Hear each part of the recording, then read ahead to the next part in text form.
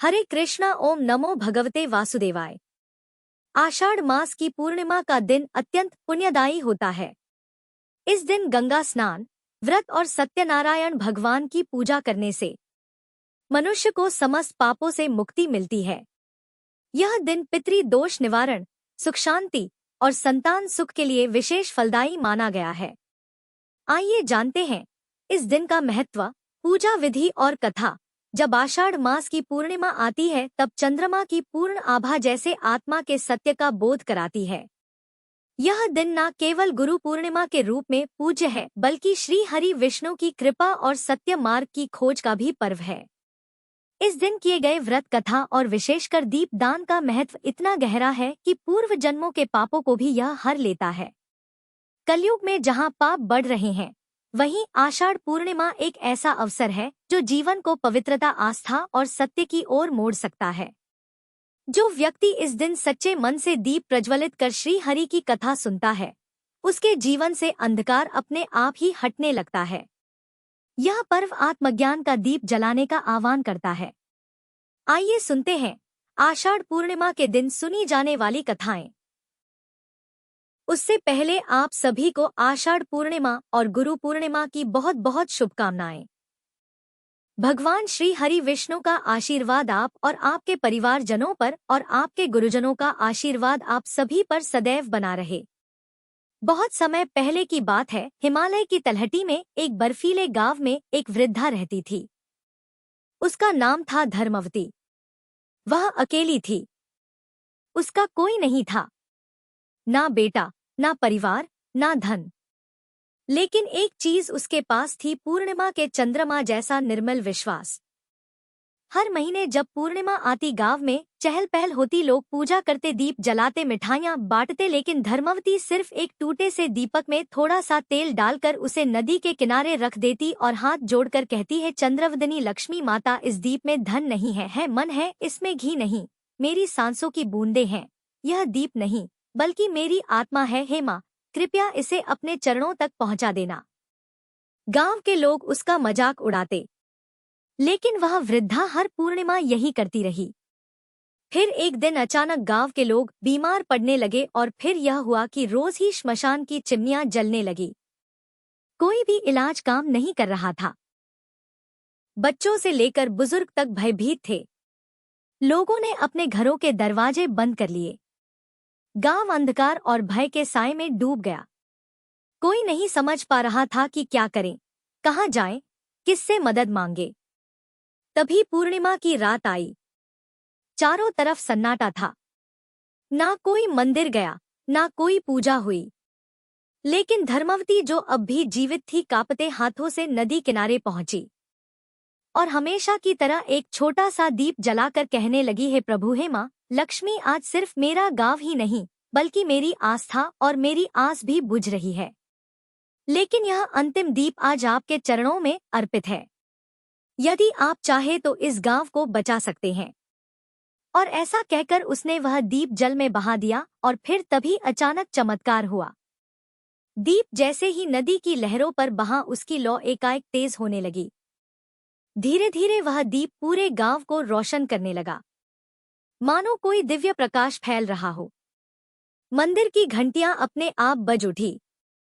लोगों ने खिड़कियां खोलकर देखा तो चारों ओर एक शांत मधुर प्रकाश बिखर चुका था और उसी रात से महामारी की गति रुक गई। अगले दिन लोग मंदिर पहुंचे। उन्होंने देखा कि मंदिर के भीतर उस वृद्धा का वही दीप अब भी चल रहा था, बिना बुझे, और विश्वास से दीप जलाया। उसी की भक्ति ने इस गांव को बचाया। एक दीप से जो पुण्य फैला वह 100 यज्ञों से भी बड़ा था। इस प्रकार पूर्णिमा की रात जब हम दीप दान करते हैं तो वह सिर्फ दीप नहीं बल्कि प्रभु से सीधा संवाद बन जाता है।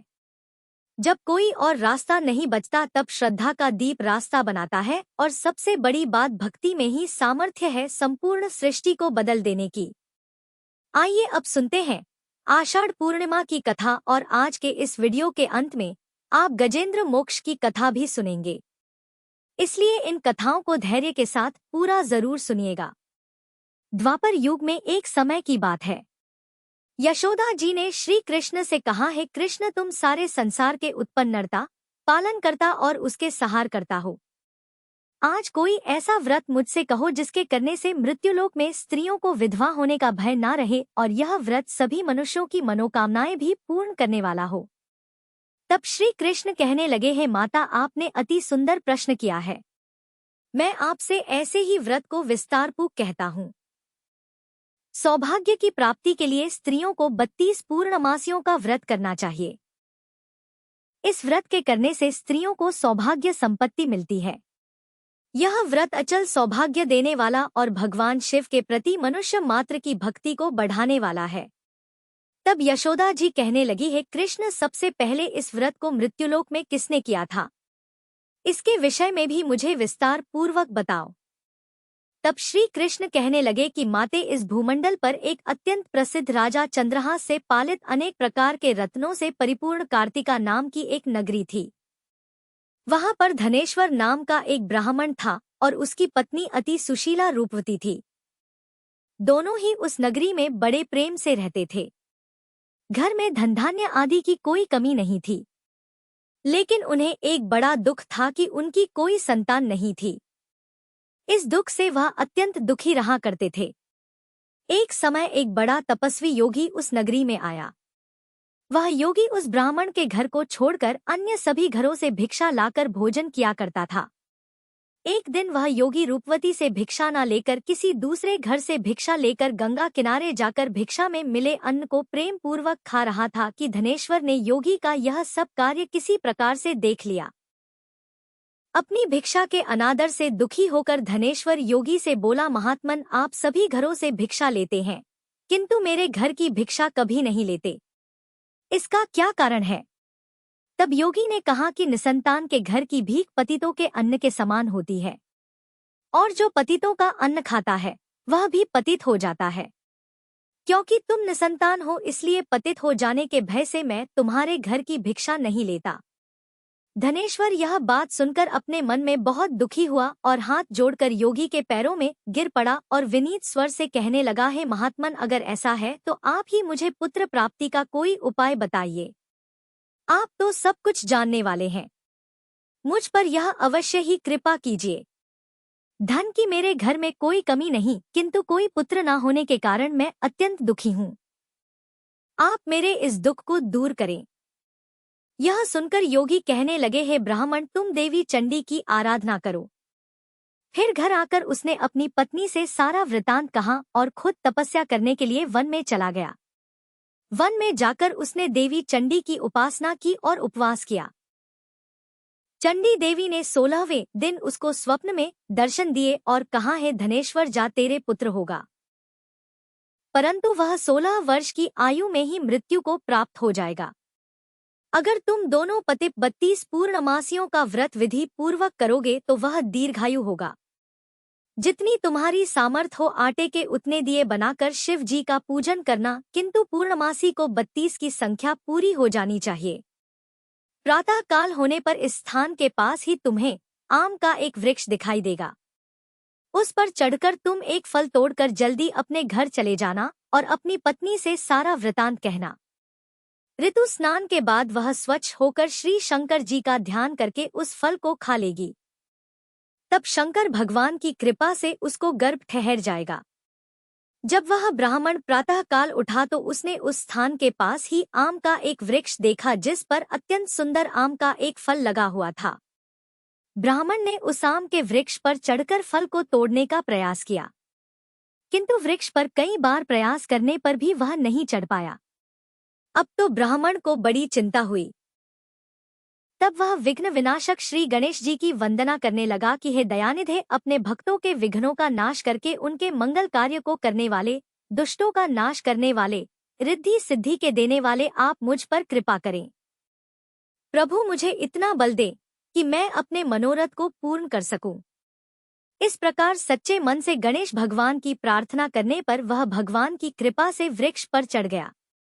वृक्ष पर से फल तोड़कर उसने घर आकर अपनी पत्नी को वह फल लाकर दे दिया और उसकी पत्नी ने अपने पति के कहे अनुसार उस फल को खा लिया और वह गर्भवती हो गई। देवी चंडी की असीम कृपा से उसे एक अत्यंत सुंदर पुत्र हुआ जिसका नाम उन्होंने देवीदास रखा। माता पिता के हर्ष और शोक के साथ वह बालक शुक्ल पक्ष के चंद्रमा की तरह अपने पिता के घर में पढ़ने लगा। देवी की कृपा से वह बालक बहुत ही सुंदर, सुशील और विद्या में बहुत निपुण हो गया। देवी की आज्ञा अनुसार उसकी माता ने 32 पूर्णमासी का व्रत रखना आरंभ कर दिया, जिससे उसका पुत्र बड़ी आयु वाला हो जाए। 16वां वर्ष लगते लगते देवीदास के माता पिता को बड़ी चिंता हो गई कि कहीं उनके पुत्र की इस वर्ष मृत्यु ना हो जाए। इसलिए उन्होंने अपने मन में विचार किया कि अगर यह दुर्घटना उनके सामने हो गई तो वे कैसे सहन कर सकेंगे। इसलिए उन्होंने देवीदास के मामा को बुलाया और कहा, हमारी इच्छा है कि देवीदास 1 वर्ष तक काशी में जाकर विद्या अध्ययन करें और उसको तुम अकेला कभी नहीं छोड़ना। इसलिए तुम साथ में जाओ और 1 वर्ष के बाद इसको वापस लौटा लाना। सारा प्रबंध करके उसके माता पिता ने काशी जाने के लिए देवीदास को एक घोड़े पर बिठाया और उसके मामा को उसके साथ कर दिया। किंतु बालक के अल्पायु होने की बात बालक को या उसके मामा को नहीं कही। धनेश्वर ने अपनी पत्नी के साथ मिलकर अपने पुत्र की मंगल कामना और दीर्घायु के लिए देवी भगवती की आराधना और पूर्णमासियों का व्रत आरंभ कर दिया। इस प्रकार बराबर 32 पूर्णमासी का व्रत पूरा किया। कुछ समय बीतने के बाद एक दिन वह दोनों मामा और भांजे रास्ते में रात बिताने के लिए किसी ग्राम में ठहरे हुए थे। उस दिन उस गांव में एक ब्राह्मण की अत्यंत सुंदरी, सुशीला, विदुषी और गुणवती कन्या का विवाह होने वाला था। जिस धर्मशाला के अंदर वर और उसकी बारात ठहरी हुई थी, उसी धर्मशाला में देवीदास और उसके मामा भी ठहरे हुए थे। संयोगवश कन्या को तेल आदि चढ़ाकर मंडप आदि का कर्म किया गया तो लग्न के समय वर को धनुर्वात हो गया। वह हिलने डुलने और चलने में बिल्कुल असमर्थ हो गया। तब वर के पिता ने अपने परिवारजनों से परामर्श करके निश्चय किया कि यह देवीदास मेरे पुत्र जैसा ही सुंदर है, मैं इसके साथ ही लगन करा दूं और बाद में विवाह के सभी कार्य मेरे पुत्र के साथ हो जाएंगे। ऐसा सोचकर देवीदास के मामा से जाकर वह बोला कि तुम थोड़ी देर के लिए अपने भांजे को हमें दे दो, जिससे विवाह के लग्न का सारा कार्य सुचारू रूप से हो सके। तब उसका मामा कहने लगा कि जो कुछ भी मधुपर्क आदि कन्यादान के समय वर को मिले वह सब हमें दे दिया जाए तो मेरा भांजा इस बारात का दूल्हा बन जाएगा। यह बात वर के पिता ने स्वीकार कर ली और तब मामा ने अपना भांजा वर बनने को भेज दिया और उसके साथ विवाह के सभी कार्य रात में विधिपूर्वक संपन्न हो गए। पत्नी के साथ वह भोजन नहीं कर सका। दुखी मन से वह सोचने लगा कि ना जाने यह कैसी स्त्री होगी। वह एकांत में इसी सोच में पड़ा हुआ था कि उसकी आंखों में आंसू भी आ गए। तब उसकी पत्नी ने पूछा कि क्या बात है, आप इतने उदासीन और दुखी क्यों हो रहे हैं। तब उसने वह सारी बातें जो वर के पिता और उसके मामा में हुई थी वधू को बता दी। तब वह वधू कहने लगी कि यह ब्रह्मा विवाह के विपरीत कैसे हो सकता है। देव, ब्राह्मण और अग्नि के सामने मैंने आपको ही अपना पति बनाया है, इसलिए आप ही मेरे पति हैं। मैं आपकी ही पत्नी रहूंगी, किसी अन्य की बिल्कुल नहीं। तब देवीदास ने कहा कि ऐसा मत करो, क्योंकि मेरी आयु बहुत थोड़ी है। मेरे मरने के बाद तुम्हारी क्या गति होगी, इस बात को अच्छी तरह सोच लो। परंतु वह वधू दृढ़ विचार वाली थी। बोली कि जो आपकी गति होगी वही मेरी भी होगी। हे स्वामी, आप उठिए और भोजन कीजिए, आप निश्चय ही भूखे होंगे। तब देवीदास और उसकी पत्नी ने मिलकर भोजन किया और रात में वे सो गए। प्रातः काल देवीदास ने अपनी पत्नी को 3 नगों से जड़ी हुई एक अंगूठी और एक रुमाल दिया और बोला, प्रिय, इसे संकेत समझ कर रखो और शांत हो जाओ। मेरा स्मरण और जीवन जानने के लिए एक पुष्प वाटिका बना लो, उसमें सुगंधी वाली एक नव मल्लिका लगा लो। उसको हर दिन जल से सींचना और आनंद के साथ खेल कूदना और उत्सव मनाना। जिस समय और जिस दिन मेरी मृत्यु का होगा यह फूल सूख जाएंगे, और जब यह फिर से हरे भरे हो जाए तो समझ लेना कि मैं जीवित हूँ। यह बात निश्चय करके समझ लेना और इसमें कोई संशय मत करना। ऐसा समझा बुझाकर वह चला गया। प्रातः काल होते ही वहां पर गाजे बाजे बजने लगे। जिस समय विवाह के कार्य समाप्त करने के लिए वर तथा सब बाराती मंडप में आए तो कन्या ने वर को भली प्रकार से देखकर अपने पिता से कहा कि यह मेरा पति नहीं है। मेरा पति वही है जिसके साथ रात में मेरा विवाह हुआ था। इसके साथ तो मेरा विवाह ही नहीं हुआ। अगर यह वही है तो बताएं कि मैंने इसको क्या दिया था और रात में हमारे बीच में क्या गुप्त बातें हुई थी, वह सब बताई। पिता ने उसके कहे अनुसार वर को बुलवाया। कन्या की सारी बातें सुनकर वह कहने लगा कि मैं कुछ नहीं जानता। इसके बाद वह लज्जित होकर अपना समूह लेकर चला गया और सारी बारात भी अपमानित होकर वहां से लौट गई।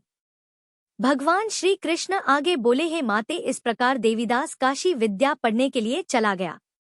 जब कुछ समय बीत गया तो काल से प्रेरित होकर एक सांप रात के समय उसको डसने के लिए वहां पर आया।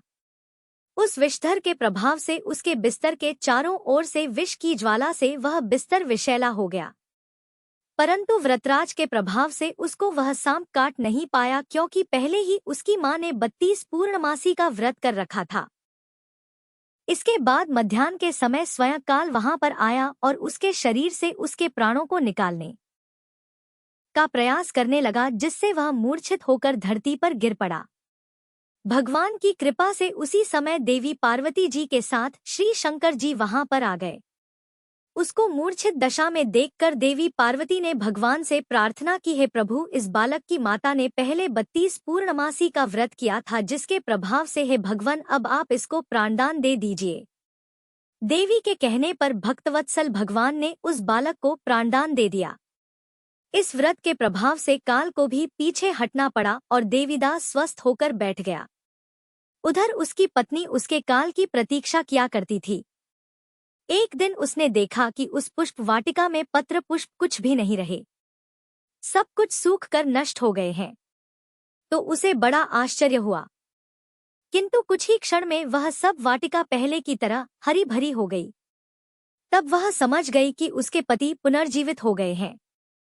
यह देखकर वह बहुत प्रसन्न होकर अपने पिता से कहने लगी, पिताजी, मेरे पति जीवित हैं, आप उनको ढूंढिए।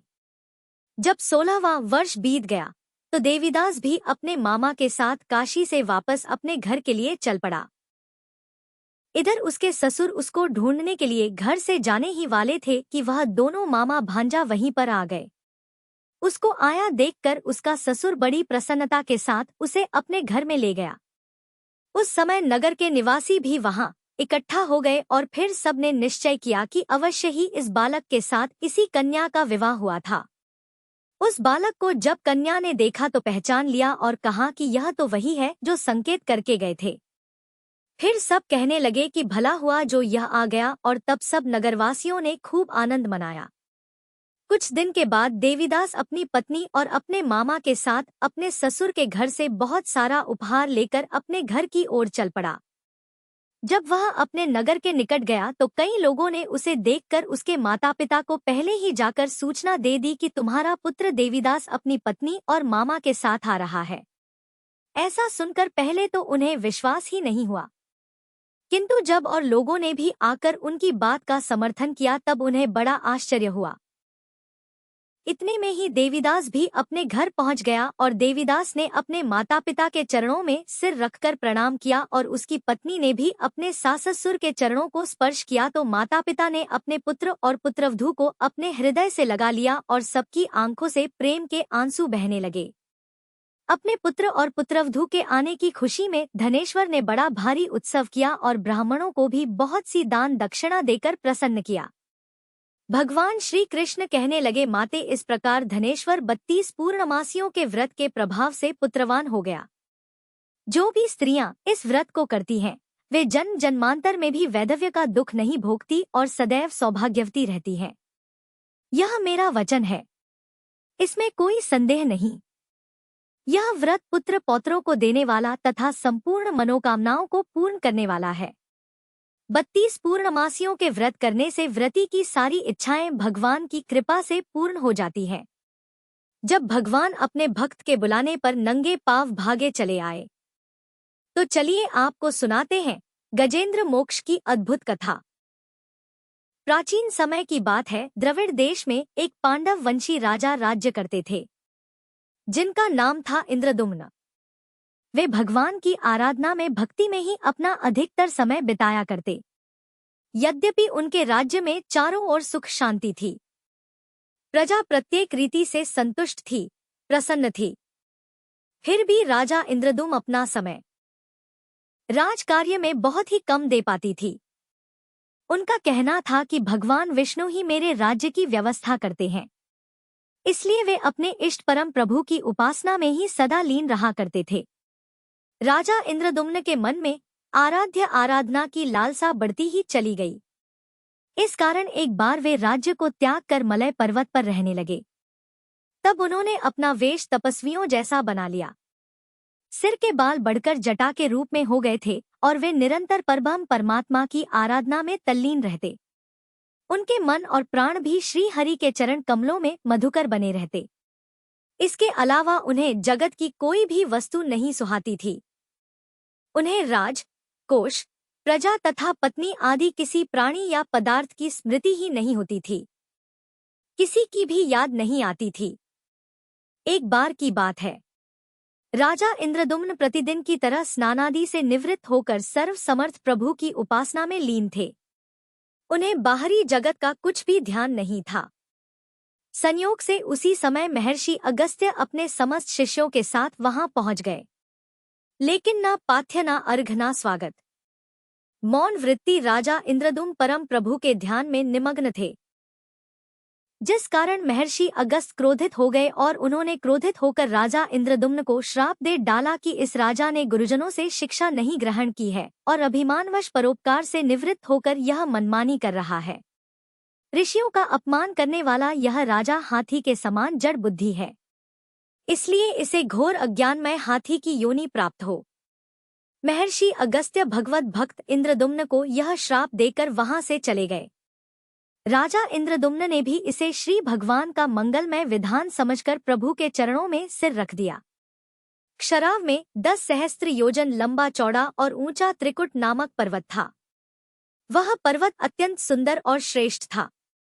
उस पर्वतराज त्रिकुट की तराई में ऋतु नामक भगवान वरुण का क्रीड़ा कानन था। उसके चारों ओर सुंदर दिव्य वृक्ष सुशोभित थे। वे वृक्ष सदा ही पुष्पों और फलों से लदे रहते थे। उसी क्रीड़ा कानन ऋतुमान के पास में पर्वत श्रेष्ठ त्रिकूट के गहन वन में हथनियों के साथ अत्यंत शक्तिशाली और अमिट पराक्रमी गजेंद्र रहा करता था। एक बार की बात है, गजेंद्र अपने साथियों सहित प्यास लगने के कारण बहुत व्याकुल हो गया था। वह कमल की गंध से सुगंधित वायु को सूंघकर एक मन को लुभाने वाले विशाल सरोवर के तट पर जा पहुंचा। गजेंद्र ने उस सरोवर के निर्मल शीतल और मीठे जल में प्रवेश किया। पहले तो उसने जल पीकर अपनी प्यास बुझाई, फिर उसी जल में स्नान कर उसने अपनी थकान दूर की। इसके बाद उसने जल क्रीड़ा आरंभ कर दी। वह अपनी सूंड में जल भरकर उसकी फुहारों से हथिनियों को स्नान कराने लगा। तभी अचानक गजेंद्र ने सूंड उठाकर चिल्लाना शुरू कर दिया। पता नहीं किधर से एक मगर ने आकर उस गजेंद्र का पैर पकड़ लिया था। गजेंद्र ने अपना पैर छुड़ाने के लिए अपनी पूरी ताकत लगा दी, लेकिन उसका वश नहीं चला। मगर के मुंह से उसका पैर नहीं छूट पाया। अपने स्वामी गजेंद्र को ग्रहग्रस्त देखकर हथनियां, कलब और अन्य जो गज वहां पर थे, वह सभी व्याकुल हो गए। वे सूंड उठाकर चिंघाड़ने और गजेंद्र को बचाने के लिए सरोवर के भीतर बाहर दौड़ने लगे। उन्होंने पूरा प्रयास किया, लेकिन सफल नहीं हो पाए। वस्तुतः महर्षि अगस्त के श्राप से राजा इंद्रदुम्नि ही गजेंद्र हो गए थे और गंधर्व श्रेष्ठ हु महर्षि देवल के श्राप से ग्रह हो गए थे। वे भी अत्यंत पराक्रमी थे। दोनों के बीच इस प्रकार संघर्ष चलता रहा। गजेंद्र खुद को बाहर खींचता और वह मगर गजेंद्र को भीतर खींचता। सरोवर का निर्मल जल उनकी खींचातानी से गंदला हो गया। कमल दल शत विक्षत हो गए। जल के अंदर रहने वाले जल जंतु व्याकुल हो उठे। गजेंद्र और ग्रह का यह संघर्ष 1 सहस्त्र वर्ष तक चलता रहा। वे दोनों जीवित ही रहे। यह दृश्य देखकर देवक चकित हो गए। अंततः एक दिन गजेंद्र का शरीर कमजोर पड़ गया। उसके शरीर में शक्ति और मन में उत्साह नहीं रहा। किंतु जलचर होने के कारण ग्रह की शक्ति में कोई कमी ही नहीं आई। उसकी शक्ति बल्कि और बढ़ गई। वह नवीन उत्साह से और अधिक ताकत लगाकर गजेंद्र को पानी के अंदर खींचने लगा। असमर्थ गजेंद्र के प्राण अब संकट में पड़ गए। उसकी शक्ति और पराक्रम का अहंकार चूर चूर हो गया। वह पूरी तरह से निराश हो गया। किंतु पूर्व जन्म की निरंतर भगवत आराधना के फल स्वरूप उसे भगवान की स्मृति हो आई। उसने निश्चय किया कि मैं कराल काल के भय से चराचर प्राणियों के शरण्य सर्व समर्थ प्रभु की शरण ग्रहण करता हूँ। इस निश्चय के साथ ही गजेंद्र मन को एकाग्र कर पूर्व जन्म में सीखे श्रेष्ठ स्तोत्र द्वारा परम प्रभु की स्तुति करने लगा। गजेंद्र की स्तुति सुनकर सर्वात्मा सर्वदेव रूप भगवान विष्णु प्रकट हो गए। गजेंद्र को पीड़ित देखकर भगवान विष्णु गरुड़ पर आरूढ़ होकर अत्यंत तेजी से उस सरोवर के तट पर जा पहुंचे। जब जीवन से निराश और पीड़ा से छटपटाते गजेंद्र ने हाथ में चक्र लिए गरुड़ पर विराजमान भगवान विष्णु को तीव्रता से अपनी ओर आते देखा तो उसने कमल का एक सुंदर पुष्प अपनी सूंड में लेकर ऊपर उठाया और बड़े कष्ट से कहा, नारायण हे जगतगुरु हे भगवान, आपको नमस्कार है। गजेंद्र को इस प्रकार पीड़ित देखकर भगवान विष्णु गरुड़ की पीठ से कूद पड़े और गजेंद्र के साथ उस ग्रह अर्थात मगरमच्छ को भी सरोवर से बाहर खींच लाए और तुरंत ही अपने तीक्ष्ण चक्र से ग्रह का मुंह फाड़कर गजेंद्र को मुक्त कर दिया। ब्रह्मादि देवगण भी श्री हरि की प्रशंसा करते हुए उनके ऊपर स्वर्गिक पुष्पों की वर्षा करने लगे। सिद्ध और ऋषि महर्षि परब्रह्म भगवान विष्णु का गुणगान करने लगे, जय जयकार करने लगे। ग्रह दिव्य शरीरधारी हो गया। उसने श्री विष्णु के चरणों में सिर रखकर प्रणाम किया और भगवान विष्णु के गुणों की प्रशंसा करने लगा। भगवान विष्णु के मंगलमय वरद हस्त के स्पर्श से पाप मुक्त होकर अभिशप्त हुए गंधर्व ने प्रभु की परिक्रमा की और उनके त्रैलोक्य वंदित चरण कमलों में प्रणाम कर वह अपने लोक को चला गया। भगवान विष्णु ने गजेंद्र का उद्धार कर उसे अपना पार्षद बना लिया। गंधर्व, सिद्ध और देवग उनकी लीला का गान करने लगे। गजेंद्र की स्तुति से प्रसन्न होकर भगवान विष्णु ने सबके समक्ष कहा, प्यारे गजेंद्र, जो लोग ब्रह्मा मुहूर्त में उठकर तुम्हारी की हुई स्तुति से मेरा स्तवन करेंगे, उन्हें मैं मृत्यु के समय निर्मल बुद्धि का दान करूंगा। ऐसा कहकर भगवान विष्णु ने पार्षद रूप में गजेंद्र को साथ लिया और गरुड़ पर आरूढ़ होकर वे अपने दिव्य धाम को चले गए। यह थी गजेंद्र मोक्ष की कथा।